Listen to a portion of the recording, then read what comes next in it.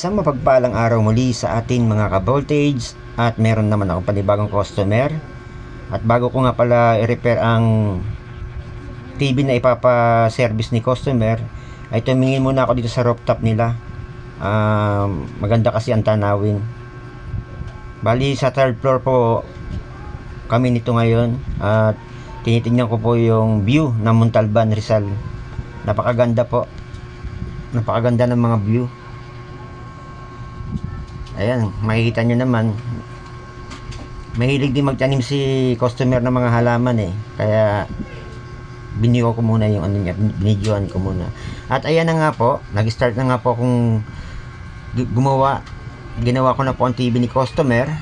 At sinik ko nga po kung anong problem nito. Bali 40 inches po to na Samsung. Ang problem nito ay no power, pero may indicator light. So bago ko nga po check up to, nilinis ko muna. At ayan nga po, tinesting ko muna po yung backlight niya kung may problem ba po siya o wala. Okay naman po ang backlight niya. So dumiretso na po ako sa mismong power supply niya, kasi ang problem niya ay sa power supply niya. Ayan po, putok na po yung capacitor. Pumutok po yung capacitor ng power supply niya. So yun nga po, chinek ko po bakit pumutok ang power supply niya, ay yung capacitor ng power supply niya. Nag-umido na po pala ang mga terminal nito, yung mga linya niya papunta ng power supply sa primary. Nagkaroon ng kalawang, nagkaroon ng corrosion. At ayun nga po, natanggal po ang mga supply niya sa primary, yung mga jumping or jumper, na kinalawang na po, kaya naging abnormal po ang voltahe nito, nag high voltage siya, kaya pumutok yung isang capacitor niya.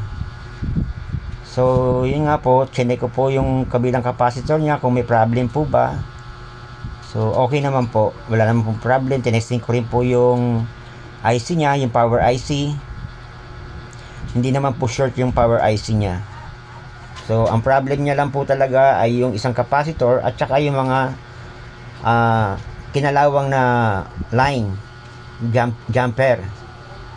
Ayan, kaya ginawa ko po, pinalitan ko po yung capacitor at saka yung linya po ng mga jumper ay pinalitan ko na rin po. Nilagyan ko rin po ng panibagong linya. So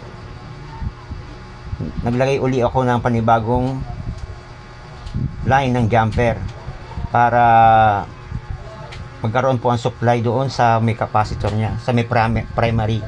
So yan nga po, ginamperan ko po siya. Binalik ko po yung mga natanggal na or nasunog na mga linya.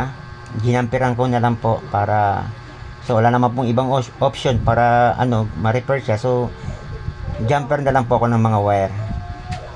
At yan nga po, tinetestar ko po uli siya kung may mga problem pa po bang connection niya.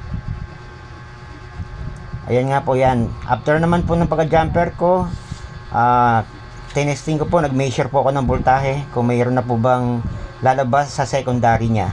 So yan nga po, pagka-check ko, may supply na po siyang 12 volts, 5 volts, at 24 volts. So okay na po yan siya, gumagana na. So mga ka-voltage, sana po meron po kayong nakuhang idea sa video kong ito. Maraming salamat po, and God bless po sa ating lahat.